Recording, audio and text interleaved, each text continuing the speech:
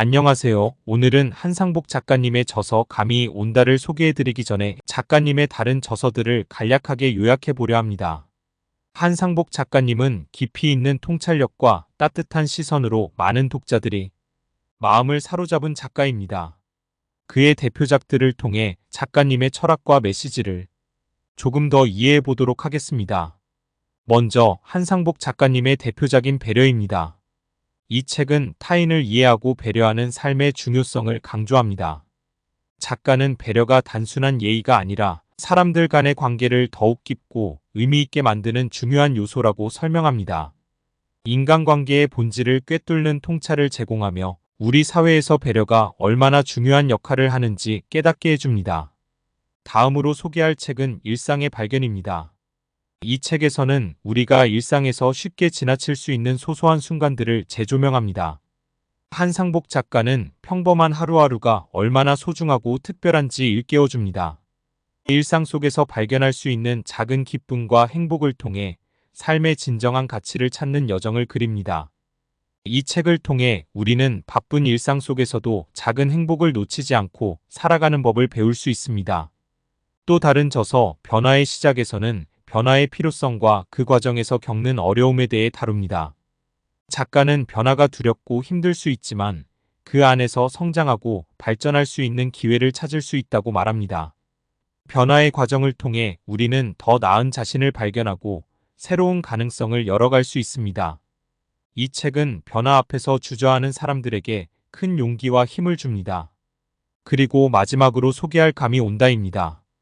이 책은 한상복 작가님의 인생 철학이 집약된 작품입니다. 작가는 우리의 삶에서 중요한 순간들이 어떻게 다가오는지, 그리고 그 순간들을 어떻게 포착하고 활용할 수 있는지에 대해 이야기합니다. 감이 온다는 말처럼 중요한 결정이나 기회가 다가올 때 이를 알아차리고 행동하는 법을 배웁니다. 이는 직관과 통찰력의 중요성을 강조하며 우리에게 삶의 방향을 제시해 줍니다. 한상복 작가님의 저서는 모두 우리 삶에 깊은 통찰을 제공하며 더 나은 삶을 살아갈 수 있는 지혜를 전해줍니다. 그의 글을 통해 우리는 인간관계, 일상의 소중함, 변화의 필요성, 그리고 중요한 순간들을 포착하는 법에 대해 많은 것을 배울 수 있습니다. 오늘 소개해드린 책들이 여러분의 삶에 작은 변화를 가져다 줄 수 있기를 바랍니다. 여러분도 꼭 읽어보시길 추천드립니다. 그럼 다음 시간에 또 다른 흥미로운 책으로 찾아뵙겠습니다. 구독과 좋아요, 알림 설정 부탁드립니다. 우리가 삶에서 중요한 결정을 내리는 데 있어 큰 역할을 하는 느낌에 대해 이야기해 보겠습니다. 혹시 고양이의 수염이 어떤 역할을 하는지 아시나요? 고양이의 수염은 단순히 예쁜 장식이 아닙니다. 고양이의 수염은 신경계와 밀접하게 연결된 일종의 안테나로 미세한 공기의 진동까지 감지하여 어두운 환경에서도 공간을 감각할 수 있도록 도와줍니다. 고양이의 수염은 균형 감각을 유지하는 중요한 역할을 하고 감정 상태를 표현하는 도구이기도 합니다. 이처럼 고양이에게 수염이 있다면 우리 인간에게는 느낌이 있습니다. 느낌은 우리를 특정 방향으로 이끌고 중요한 결정을 내릴 때 특별한 신호를 보내줍니다. 우리는 이를 흔히 감이 좋다고 표현하죠. 이 느낌 안테나는 지식과 정보라는 간접 조명이 있을 때 더욱 효과적으로 작동합니다. 공부, 취업, 결혼 등 다양한 상황에서 많이 아는 사람일수록 더 나은 조건에서 자신의 감을 발휘할 수 있습니다.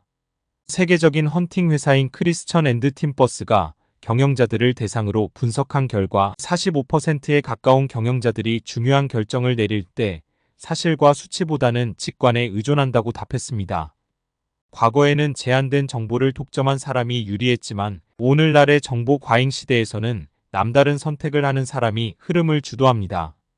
여기서 중요한 점은 탁월한 결정은 이성적인 분석과 느낌을 동시에 충족시킬 때 이루어진다는 것입니다. 느낌이 없는 논리는 장님과 같고 논리의 뒷받침 없는 느낌은 고집불통으로 변질될 수 있습니다. 우리의 선택은 이성보다는 느낌에 더 큰 영향을 받습니다. 순수한 이성만으로 최적화된 결정을 내릴 수 있을 것 같지만 실제로는 그렇지 않습니다. 이성은 비교와 분석에 충실하지만 최종 결정은 감정이 담당합니다. 우리의 의식은 잠재의식에 비하면 빙산의 일각에 불과합니다. 잠재의식에서 얼마나 많은 영향을 끌어내느냐에 따라 우리의 앞길이 달라집니다. 그러므로 우리는 우리의 느낌, 직관을 존중하고 신뢰하는 법을 배워야 합니다. 오늘의 강연을 통해 여러분이 자신의 느낌을 더욱 신뢰하고 이를 통해 더 나은 결정을 내리는 데 도움이 되기를 바랍니다. 오늘은 우리가 더 나은 자신을 만들어가는 데 있어서 중요한 몇 가지 개념에 대해 이야기해 보려 합니다.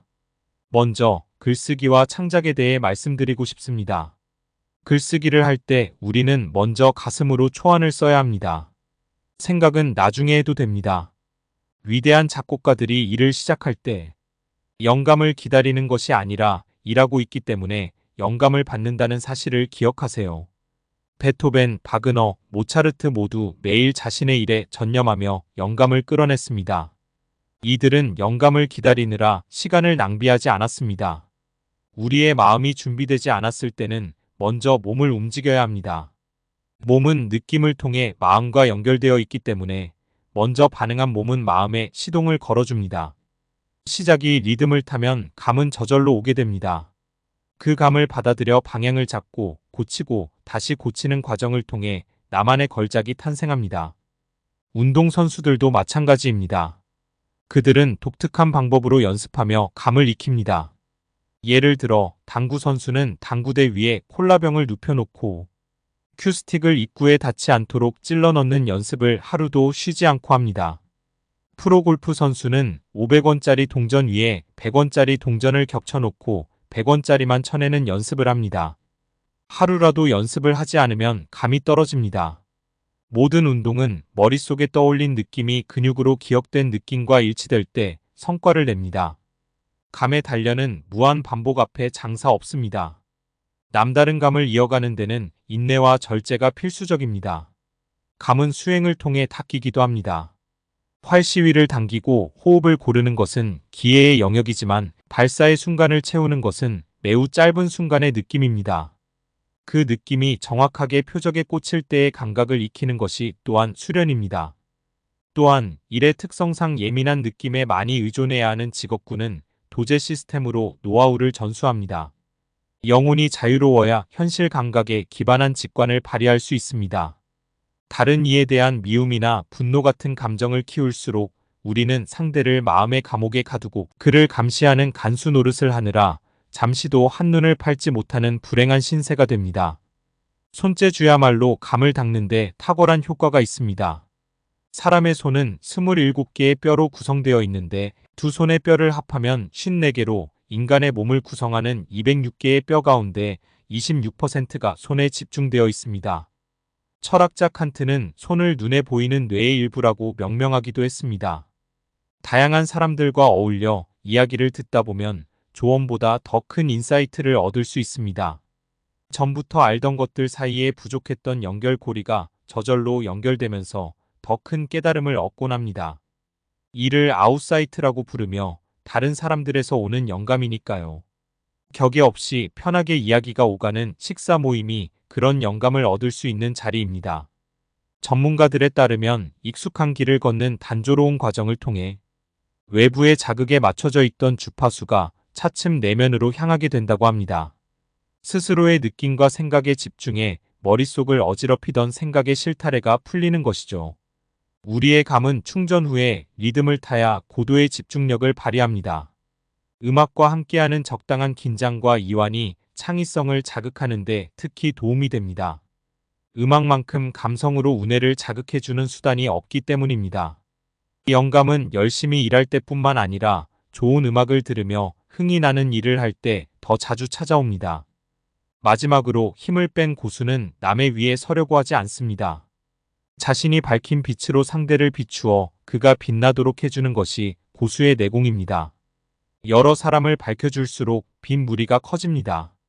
하수는 남의 빛을 참지 못하고 중수는 혼자만 빛나려 하며 고수는 남을 밝혀 함께 빛납니다. 오늘의 요약이 도움이 되셨다면 구독과 좋아요, 알림 설정 부탁드립니다. 다음 영상에서 또 만나기를 기대합니다. 고맙고 감사합니다.